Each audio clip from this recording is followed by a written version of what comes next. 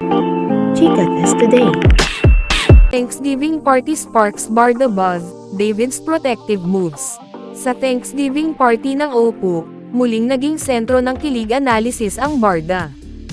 Gaya ng dati, tila hindi sila nagpapansinan on cam, pero para sa fans, imposibleng off cam ay hindi sila nag-uusap. Ang bawat galaw ni David at Barbie ay naging clue na parang mas malalim na ang kanilang relasyon. Obvious na kilig. Fans noticed na parang nanliligaw na si David, or baka mag-boyfriend na sila. Knowing Barbie, magaling siyang magtago, pero kung si David lang ang masusunod, matagal na niyang ni-reveal na sila na.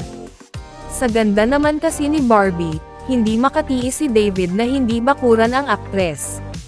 Masyado na tuloy silang obvious.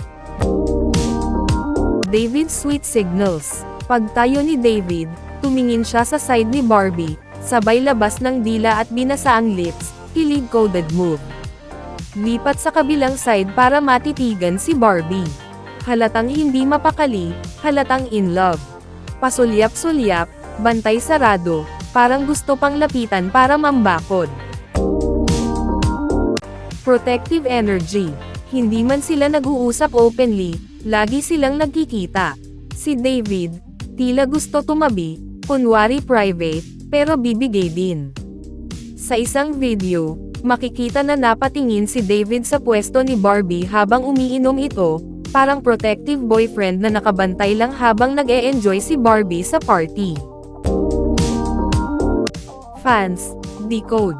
Nakahalata pa ang katabi ni Barbie kaya nagpaubaya, umalis sa tabi ng aktres. Hindi na nakita kung tumabi nga si David, pero sapat na ang mga sulyap at galaw para masabing obvious na ang kilig. Para sa fandom, ito na ang resibo, bantay sarado, protective, in love. Conclusion. Thanksgiving party turned kilig festival.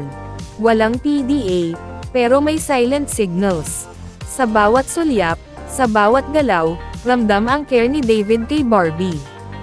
Barda Nation agrees, masyado na silang obvious.